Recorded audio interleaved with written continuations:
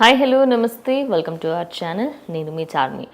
Wax digital art దీనికి సంబంధించి మనకి మ్యాక్సిమం గుర్తొచ్చే పేర్లలో రావులపారి నరేష్. ఈయనైతే ముందు నుంచి మనకైతే పరిచయం ఉన్న వ్యక్తి అని చెప్పొచ్చు. ఎందుకంటే త్రిబులార్ అప్పుడు ఆయన ఆర్ట్ చాలా మటుకి ఫేమస్ అయింది. అదేవిధంగా ఆయన బీటెక్ చేసి ఇటు వ్యాక్స్ డిజిటల్ ఆర్ట్ సైడ్ రావడము, అదేవిధంగా ఇప్పుడు ఆయన ప్రొఫెసర్గా కూడా చేస్తూ ఉన్నారు. అసలు ఆయన ఈ జర్నీలో మరి ఏంటి ఇన్ని ట్విస్ట్లు టర్న్లు ఏంటి, అసలు ఈ జర్నీ ఎలా ఉండింది ఏంటనేది ఆయన మనతో పాటు మన స్టూడియోలో ఉన్నారు. ఆయనతోనే మాట్లాడదాం. నమస్తే అండి, ఎలా ఉన్నారు? మీరు? గుడ్ గుడ్, థ్యాంక్ యూ అండి. Thank you so much for inviting me. It's my pleasure అండి. Once again. So small correction, professor కాదు, లెక్చరర్. యా ఆబ్వియస్లీ అండి, మీరు అది ఫ్యూచర్లో వెళ్ళాలి.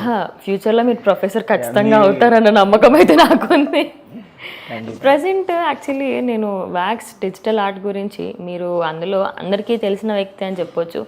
మరి బీటెక్ నుంచి ఇందులోకి వచ్చారు, ఓకే, బీటెక్ అనేది చదువు కాబట్టి ప్రొఫెషన్ ఫాలో అవుతున్నారు అనుకోవచ్చు. మరి ఇది చేస్తూ ఇప్పుడు లెక్చరర్గా ఎందుకు మళ్ళీ అటు వెళ్ళడం జరిగింది మీరు? అండి, అంటే మా మదర్ విషయం అన్నమాట. ఓకే, ఆవిడికి ఒక లెక్చరర్గా చేయాలని, so I will try. Okay, so present మీరు లెక్చరర్గా అయితే చేస్తూ ఉన్నారు.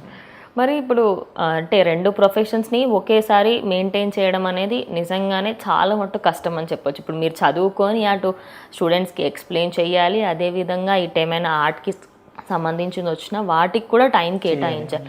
సో ఏం బిజీ కానీ ఏం హడావిడి కానీ ఏం అవ్వట్లేదా అండి? ఉంటుందండి, అయ్యో డెఫినెట్లీ. ఓకే, నా ప్రీవియస్ టైం కంటే ఇప్పుడు ఇంకా నాకు మ్యాక్సిమం కొన్ని వర్క్స్ చేయలేకపోతున్నాను.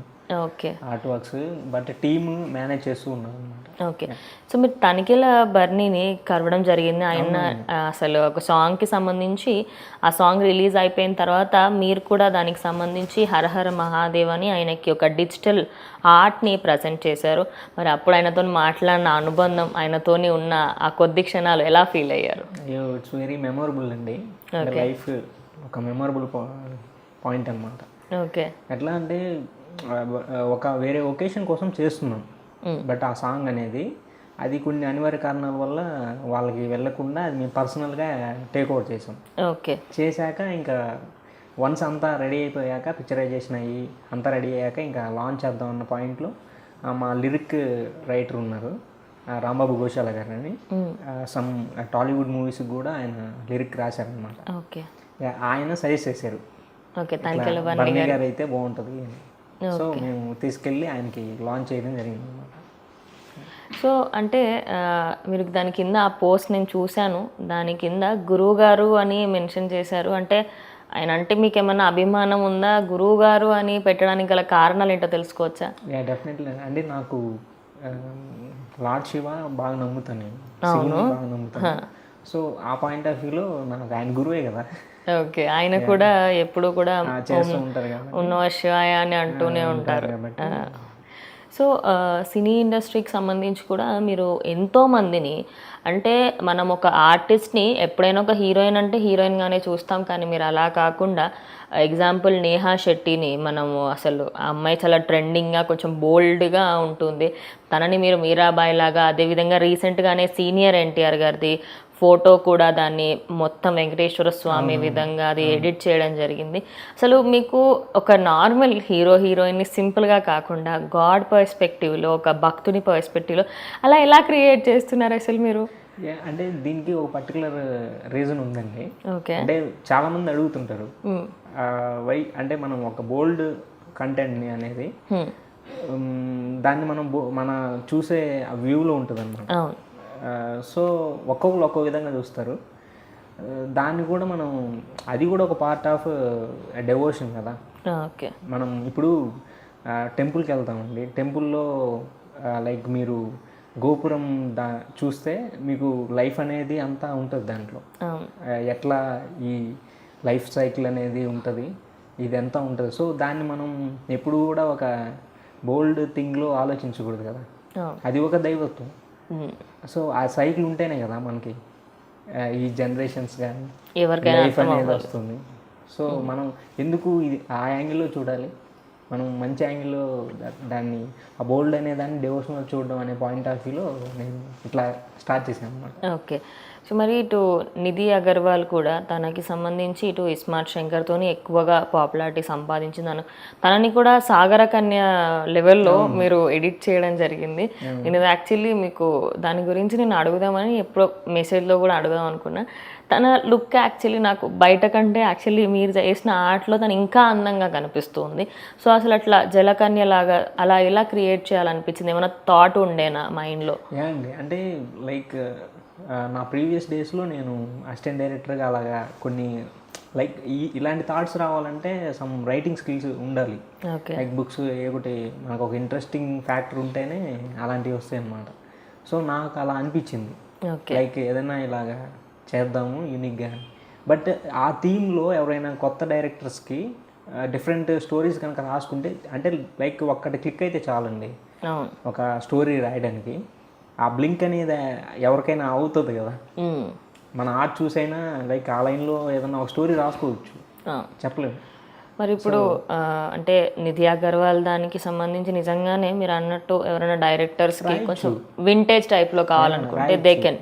అవును, అంటే ఒక డైరెక్టర్కి ఆల్ జోనర్స్ టచ్ చేయాలని ఉంటుంది.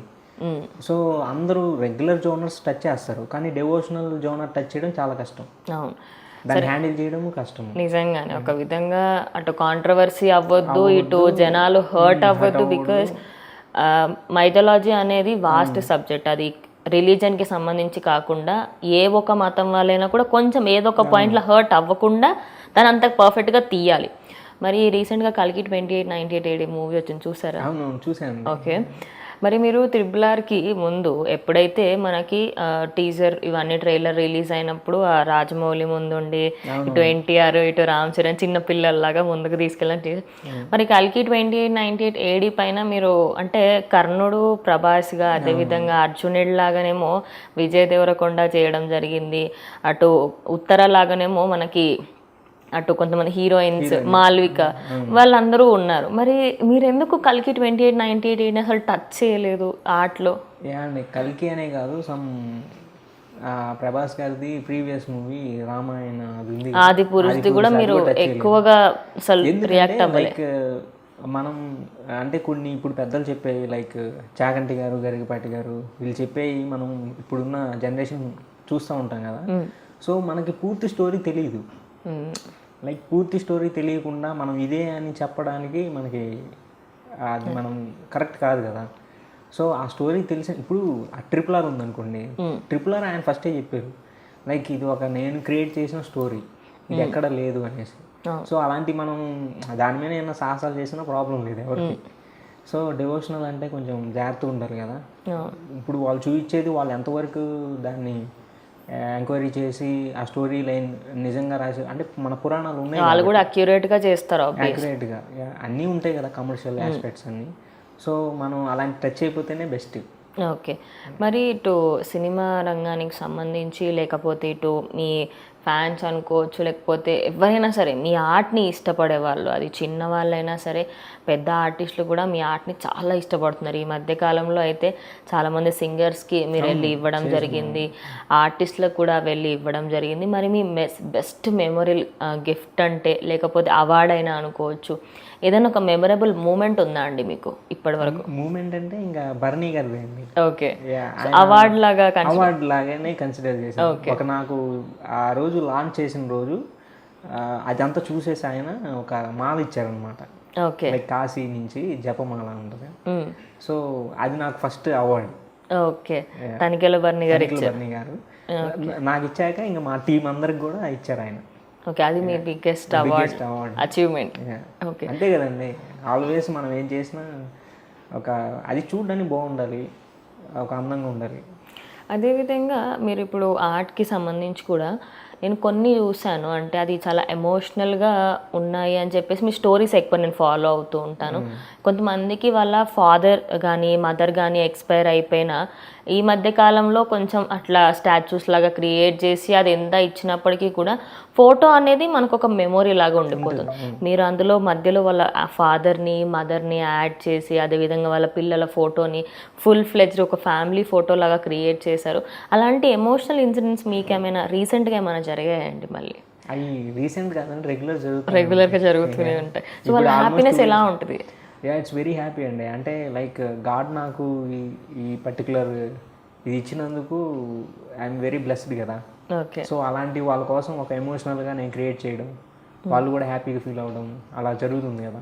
Okay. So so so happy, నాకు ఫుల్ హ్యాపీ. హ్యాపీ.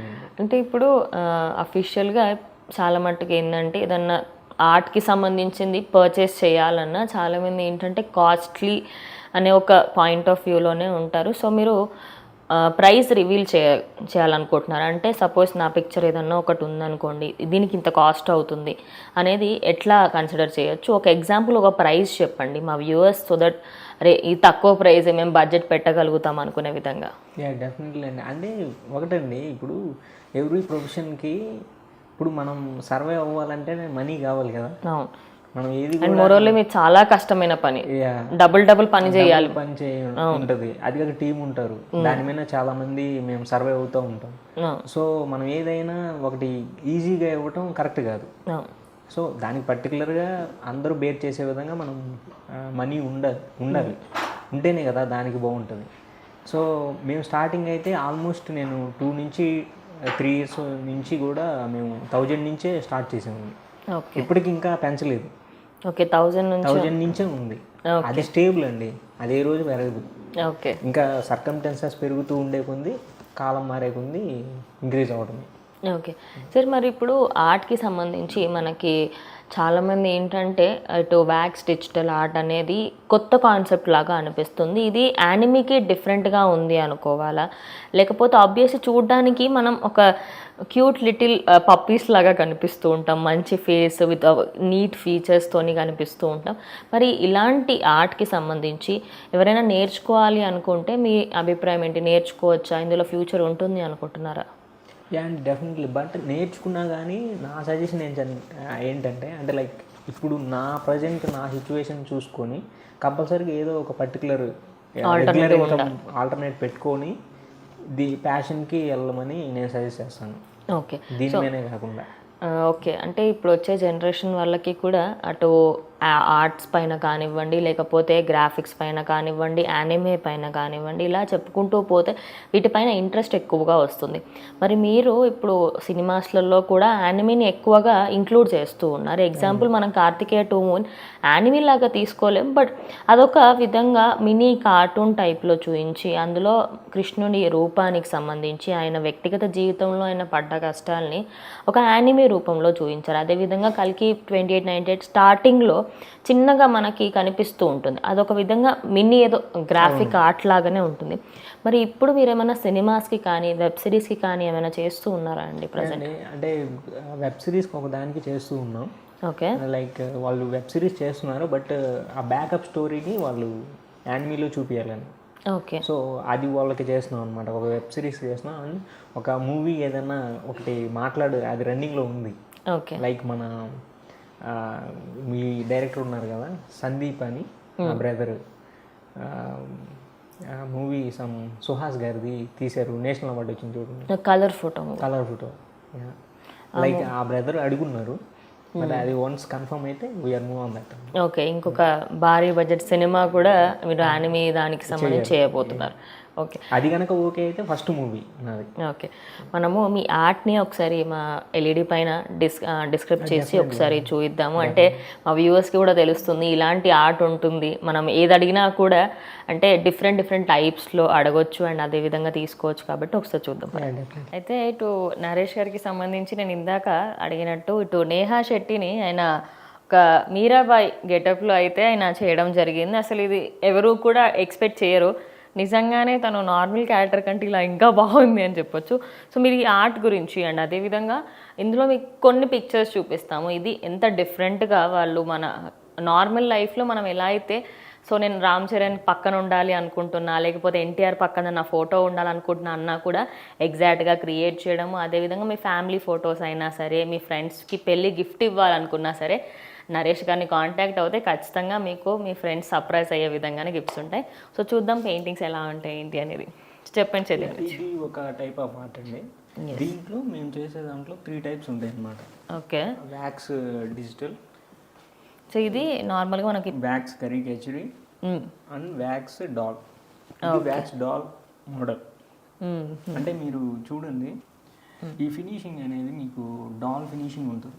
అవునవును, లైన్ అనేది ఎగ్జాక్ట్గా మన ఫేస్ స్ట్రక్చర్ ఇట్లా ఏదైతే షేప్లో ఉంటుందో దాన్ని ఎగ్జాక్ట్గా దింపేస్తున్నాం. సో డాల్ అనమాట, ఇది వ్యాక్స్ డాల్. సో మన దాంట్లో 3 మోడల్స్ ఉన్నాయి. ఒకటి డిజిటల్, కరికేచరీ అండ్ డాల్.